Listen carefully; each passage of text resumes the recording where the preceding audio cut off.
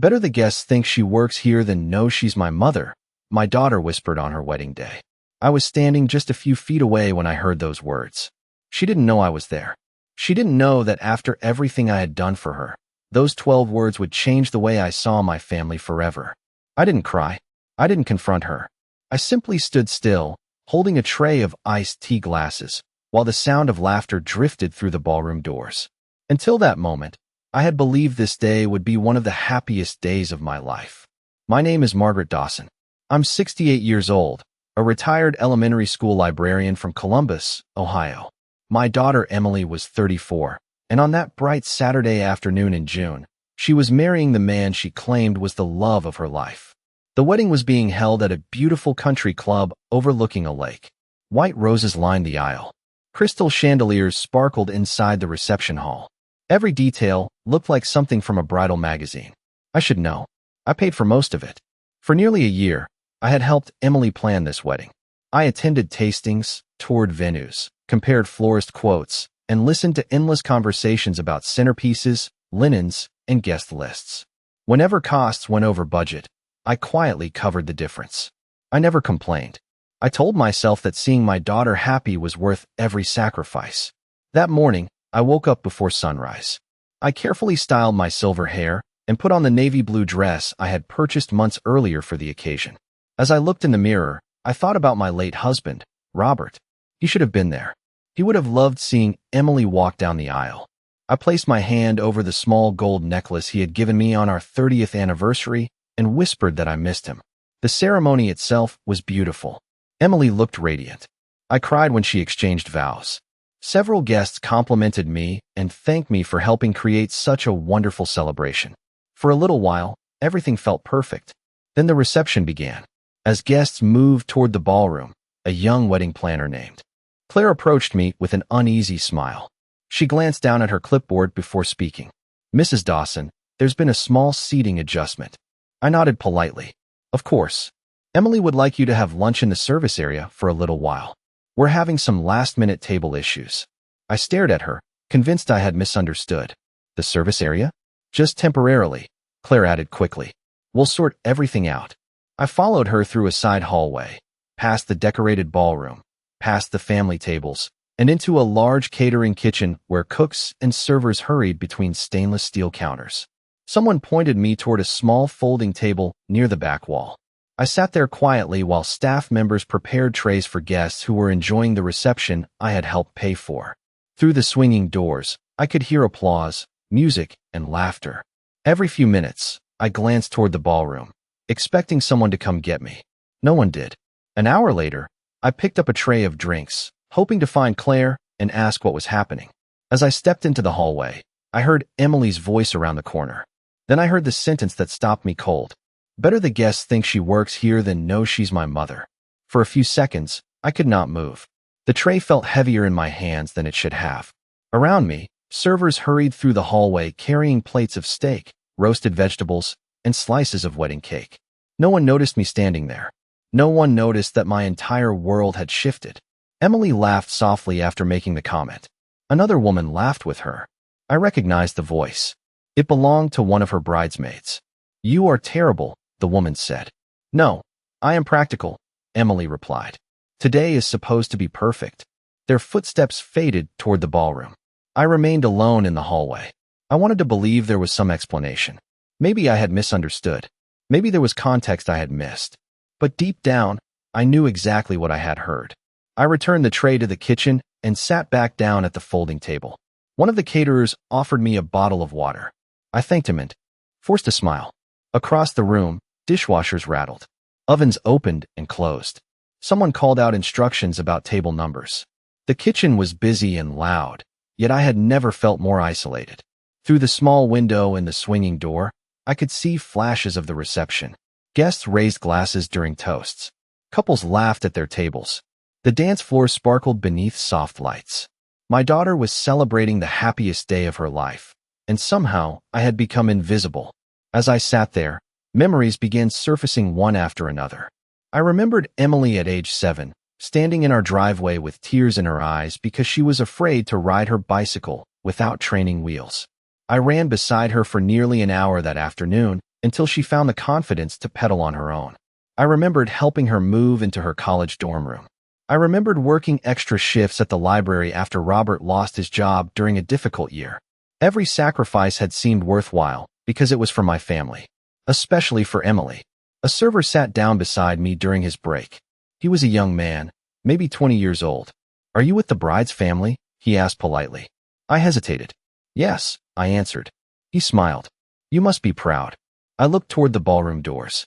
"I have always been proud of her," I said quietly. The young man nodded and returned to work, unaware that his simple kindness nearly brought tears to my eyes. About 30 minutes later, Claire appeared in the kitchen. The moment she saw me, her expression changed. Guilt, regret, something uncomfortable flickered across her face. "Mrs. Dawson," she said softly, "can I speak with you for a moment?" I followed her into a narrow service corridor away from the noise. Claire glanced around to make sure no one else was listening. Then she lowered her voice. "I think there is something you deserve to know." Claire folded her hands together and looked down at the floor before speaking. She seemed nervous, as if she had been carrying a burden all day and could no longer keep it to herself. "I am sorry," she said quietly. "I should not be telling you this, but I do not think what happened today is right." I waited without saying a word. Claire took a slow breath. The seating arrangement was never a mistake. I felt my stomach tighten, though part of me had already suspected the truth. "Emily personally approved every table assignment 3 weeks ago," she continued. "Your name was originally seated at the family table beside the groom's parents." For a moment, neither of us spoke. The sounds of music drifted faintly through the walls.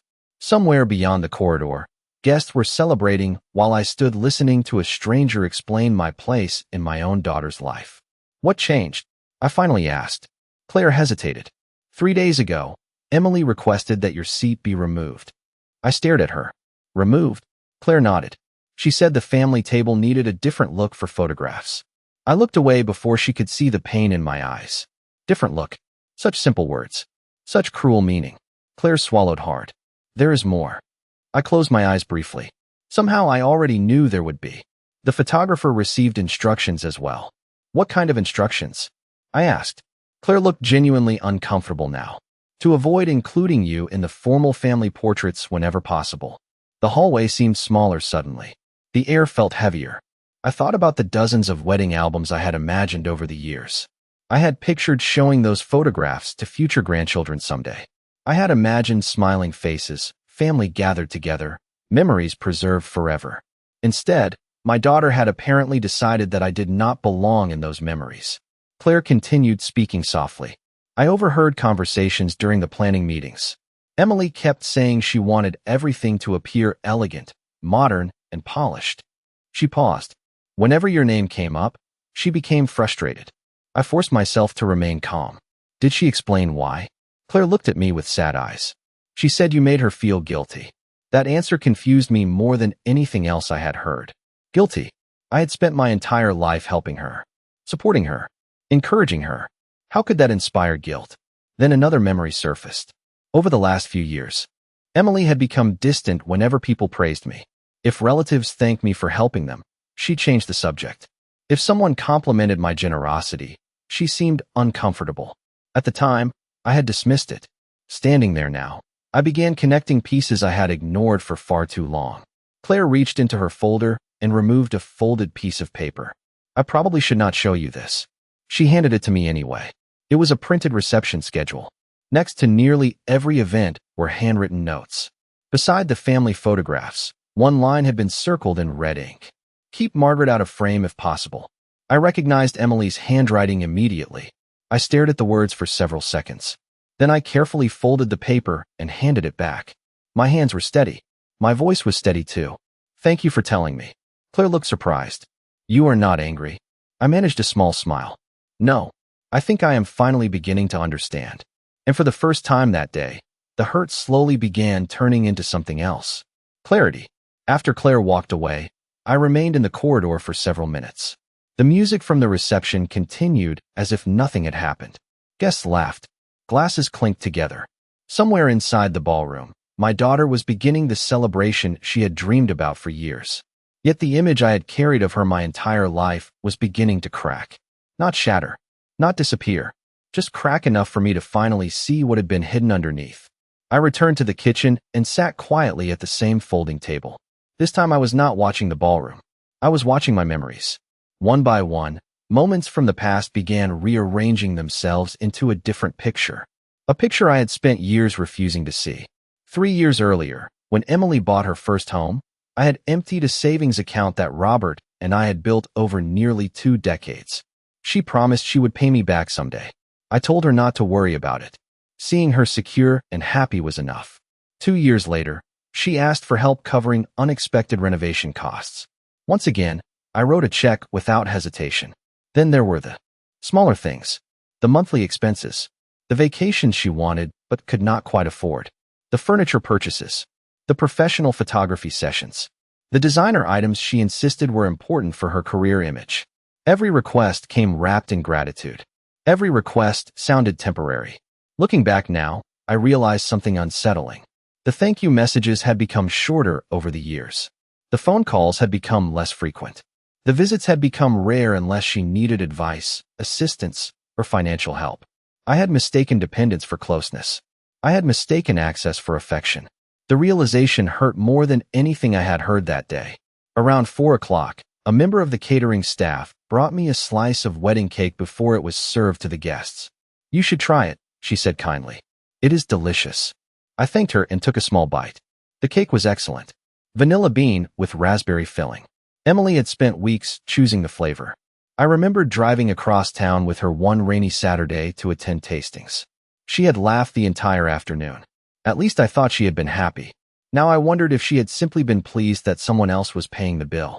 My phone suddenly vibrated on the table. The screen displayed a name I had not expected to see. Thomas Reed, Robert's attorney. For a moment, I simply stared at it.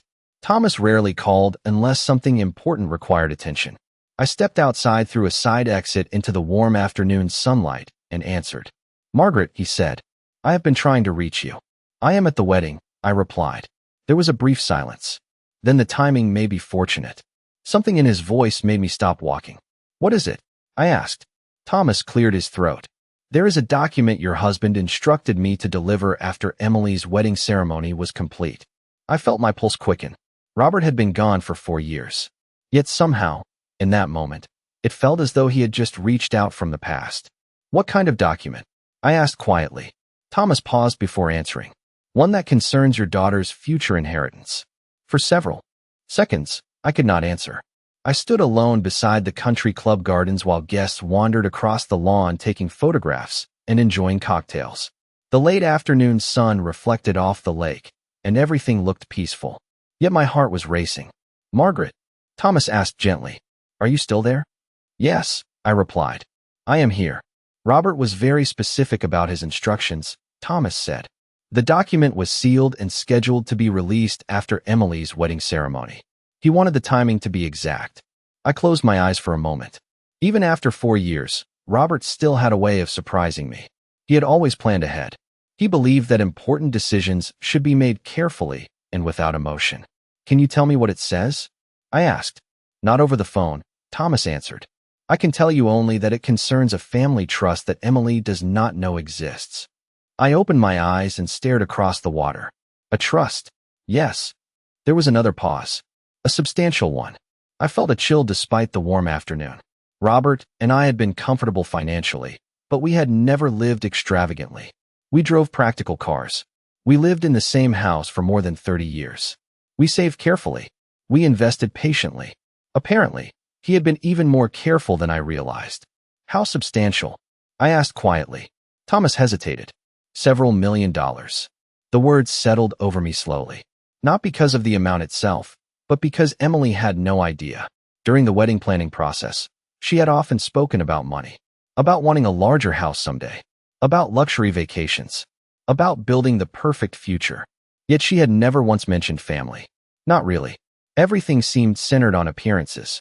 "There is one more thing," Thomas continued. "The trust contains conditions." I immediately thought of the handwritten note I had seen only an hour earlier. "Keep Margaret out of frame if possible." Suddenly, Robert's voice echoed in my memory. "Character matters more than success." He used to say that often when Emily was growing up. Character matters when nobody is watching. What kind of conditions? I asked. I think it is best if you read them yourself, Thomas replied. I am about 20 minutes away. If you would like, I can bring the documents directly to the venue. I looked back toward the reception hall. Through the windows, I could see guests gathering around their tables for dinner service. Somewhere inside, Emily was probably smiling for photographs, completely unaware of the conversation taking place. Bring them, I said. I would like to see them today. I will be there shortly. The call ended. I slipped my phone into my purse and stood silently for a moment. Earlier that day, I had felt humiliated. Then I had felt heartbroken. Now, for the first time, I felt something different. Not anger. Not revenge. Understanding. The pieces were beginning to fit together. As I walked back toward the building, I noticed a cluster of guests near the entrance. They were admiring a large framed display featuring photographs from Emily's childhood. I stopped when I realized something. Out of nearly 30 pictures, I appeared in only one. One photograph. In every other image, Emily stood with friends, teachers, classmates, relatives, even neighbors. But somehow, the woman who had raised her was almost entirely erased. I stared at the display for a long moment. Then I smiled sadly. Because for the first time, I was no longer asking myself whether this was intentional. I already knew the answer. Thomas arrived 25 minutes later. By then, dinner service had begun inside the ballroom. The sounds of silverware and conversation drifted through the building as guests settled into their seats. I met him near a quiet conference room adjacent to the lobby. He was carrying a slim leather portfolio that I recognized immediately. It had belonged to Robert. Seeing it brought an unexpected ache to my chest. Thomas closed the door behind us and placed the portfolio on the table. For a moment, neither of us spoke. Then he opened it carefully and removed a sealed envelope. My husband's handwriting covered the front. Margaret, if you are reading this, Emily is married. I traced my fingers across the familiar letters. Robert had always written in neat block print. Even after all these years, seeing his handwriting felt like hearing his voice. The trust was established 6 years ago, Thomas explained quietly. Robert funded it personally and added to it over time. He wanted to create long-term security for Emily and any future children she might have. I nodded. That sounded exactly like him. He had always planned for the future. Why keep it secret? I asked. Because he did not want money influencing relationships, Thomas replied. He believed people reveal their true character when they think no reward is waiting. I looked down at the envelope. Suddenly, the events of the day felt very different. Thomas slid several legal documents across the table. The trust becomes active today. However, distribution is subject to specific conditions outlined by Robert. I carefully opened the envelope. Inside was a letter dated 4 years earlier. The first few lines blurred as tears filled my eyes. Not from sadness alone, but because I could almost picture him sitting at his desk writing every word. As I continued reading, my breathing slowed. Robert spoke about family, about gratitude, about responsibility. Then I reached the section that mattered most. If Emily demonstrates consistent respect, kindness, and genuine family commitment toward her surviving parent, the trust will be distributed according to schedule. If evidence demonstrates intentional emotional neglect, exploitation, humiliation, or abandonment of her surviving parent, distribution may be suspended indefinitely at the discretion of the trustee. I read the paragraph twice. Then a third time. Thomas remained silent. The trustee is me, I finally asked. He nodded. Robert selected you. He trusted your judgment completely. I leaned back in my chair. Outside the conference room window, guests crossed the courtyard carrying drinks and laughing beneath strings of lights. None of them had any idea what was happening. Neither did Emily. For years, I had questioned myself whenever something felt wrong. I had made excuses. I had explained away behavior that hurt me. I had convinced myself that love required endless understanding. But sitting there with Robert's letter in my hands, I realized something important. Love and self-respect were not enemies. One did not require sacrificing the other. Thomas pointed to another document. There is also a personal message intended to be shared publicly if circumstances warrant it. I looked at him carefully. Publicly, he nodded. Your husband anticipated that one day there might be a moment when the truth needed to be heard by everyone involved. I stared at the folded page attached to the file. The timing suddenly seemed almost impossible to ignore. A wedding. A family gathered together. A daughter celebrating new beginnings while quietly erasing the person who had helped create her life. Somewhere beyond the walls, applause erupted from the ballroom. Perhaps a toast had just ended. I folded Robert's letter and placed it carefully back into the envelope. Then I stood up. For the first time all day, I felt completely calm. I think, I said quietly, it may be time for people to hear what Robert wanted to say. When Thomas and I returned to the ballroom, the atmosphere was warm and celebratory. Hundreds of tiny lights glowed above the dance floor. Guests smiled as servers moved between tables carrying coffee and dessert. At the center of the room, Emily and Daniel sat surrounded by friends and family. From a distance, everything looked perfect. I paused near the entrance and took a slow breath. Earlier that day, I would have walked into that room hoping to earn my daughter's approval. Now I understood that approval had never been mine to earn. Thomas quietly took a seat near the back of the room while I remained standing beside one of the pillars. A few minutes later, the master of ceremonies stepped onto the stage and tapped the microphone. Before we begin the next part of the evening, he announced, we would like to invite anyone who wishes to share a few words with the bride and groom. Several guests applauded. Emily smiled confidently. One of her bridesmaids delivered a cheerful speech. Then Daniel's father spoke about family, commitment, and new beginnings. More applause followed. As the master of ceremonies prepared to move on, Claire suddenly approached him and whispered something in his ear. He nodded and glanced toward me. We also have one more person who would like to say a few words, he announced. The bride's mother, Margaret Dawson. The room erupted into polite applause. I noticed Emily's smile falter for the briefest moment. Her eyes found mine across the ballroom. Surprise quickly turned into concern. Perhaps she was wondering how much I knew. Perhaps she was worried I would create an uncomfortable scene. I walked slowly toward the stage. Every step felt steady. Every breath felt calm. When I reached the microphone, the room grew quiet. I looked around at the faces gathered before me. Friends, relatives, colleagues, people who had traveled across the country to celebrate this occasion. Then I looked at Emily. For a second, I saw not the woman she had become, but the little girl who used to run into my arms after school carrying drawings she was proud of. The memory softened something inside me. Thank you all for being here, I began. Today is a beautiful day.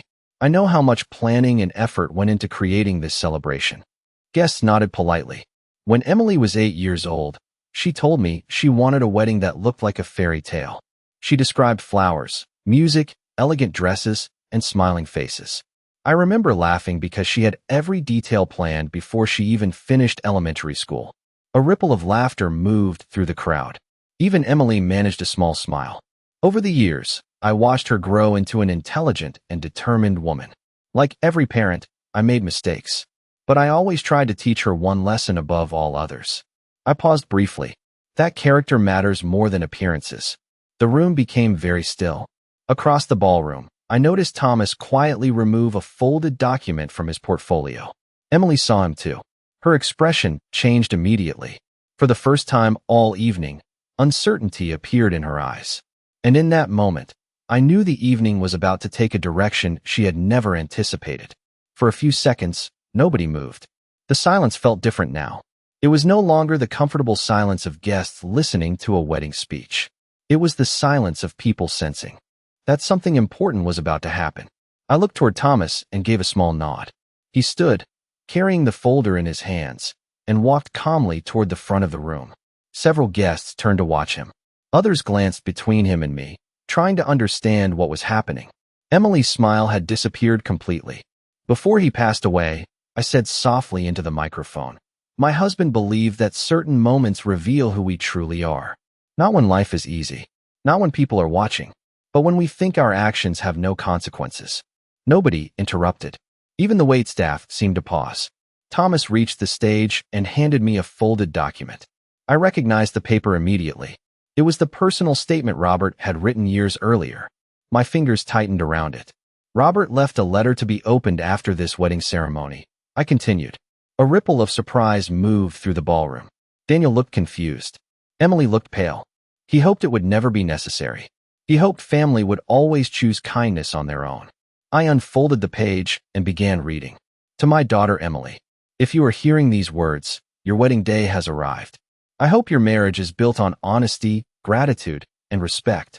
These qualities matter more than wealth, status, or appearances. They are the foundation of every lasting relationship. Several guests exchanged glances. The room remained completely silent. For many years, I have prepared a family trust intended to support your future and the future of generations to come. However, that trust comes with responsibilities. Character matters. Family matters. How we treat those who love us matters. I paused briefly. Across the room, Emily lowered her eyes. The trust shall remain available only if my daughter demonstrates ongoing respect, kindness, and genuine care toward her surviving parent. Evidence of deliberate humiliation, emotional abandonment, exploitation, or efforts to erase that parent from family life shall trigger an immediate review of all distributions. A quiet murmur spread through the crowd. I could see people processing the words. Some looked toward Emily. Others looked toward me. Daniel stared at his wife with visible confusion. I carefully folded the letter. Then Thomas stepped forward. As legal trustee, Mrs. Dawson has authority regarding future distributions, he explained professionally. A review process has now been initiated. The ballroom seemed frozen. Nobody was speaking anymore. I looked at Emily. For the first time that day, she appeared frightened. Not because of the money. At least not entirely. I think she finally understood that the truth she had worked so hard to hide was no longer hidden. The photographs, the seating arrangement, the conversations, the small acts of exclusion that had accumulated over years. Suddenly, they were visible. Not just to me, but to everyone. I set the letter down gently and looked across the room filled with family and friends. This is not about inheritance, I said quietly. It never was. It is about something far more valuable. The way we choose to treat the people who stood beside us long before success, celebrations, and appearances entered the picture. For several long seconds, nobody spoke. The ballroom that had been filled with laughter only moments earlier now felt completely still. I could hear the faint hum of the air conditioning and the distant sound of water from the fountain outside. Emily remained seated, staring at the table in front of her. Daniel looked from her to me and then toward Thomas, as though he were trying to piece together a puzzle he never knew existed. I felt no satisfaction standing there, no triumph, only a quiet sadness for what had been lost long before this evening began. I stepped away from the microphone and looked directly at my daughter. Emily, I said gently, I never wanted a perfect daughter. I never expected perfection. I only hoped to remain part of your life. Her eyes slowly lifted to meet mine. For the first time that day, I saw tears gathering there. Not dramatic tears, not the kind people put on display, just the silent realization that some choices cannot be undone with a simple explanation. Around the room, guests avoided looking at one another. Some stared at their plates. Others looked toward the dance floor. The celebration felt suspended between two moments, one ending and another beginning. Daniel finally stood. His voice was quiet. Is this true? He asked Emily. It was a simple question, not an accusation. Not an argument, just a question. Emily opened her mouth, but did not answer immediately. The silence itself answered more than words ever could. I reached into my purse and removed the small gold necklace Robert had given me decades earlier. I touched it briefly and thought about the man who had always believed that character reveals itself over time. He had never been interested in appearances. He cared about how people treated one another when there was nothing to gain. I looked at Thomas and nodded. The review process can wait, I said. Several heads turned toward me in surprise. Today is not about legal documents. Thomas understood immediately and closed the folder. Then I turned back toward Emily. The future is still yours to shape, I told her. Not because of money, not because of a trust, because every day gives us another opportunity to become better than we were yesterday. A tear rolled down her cheek. I could see years of distance, pride, insecurity, and poor choices sitting behind her eyes. Whether she would change was no longer my responsibility. That decision belonged to her. I had spent too many years carrying burdens that were never mine to carry. The master of ceremonies stood uncertainly near the stage, waiting for direction. I offered him a small smile and stepped aside. The evening could continue. The guests could dance. The cake could be served. Life would move forward, as it always does. I walked toward the ballroom exit. No one stopped me. No one needed to. As I reached the doors, I glanced back one final time. Emily was watching me. For once, she was not looking through me. She was actually seeing me. Whether that moment would change anything, I could not know. But as I stepped outside into the cool evening air, I felt lighter than I had in years. The lake reflected the lights from the country club like scattered stars across the water. Robert had been right. Character matters more than appearances. Family matters more than image.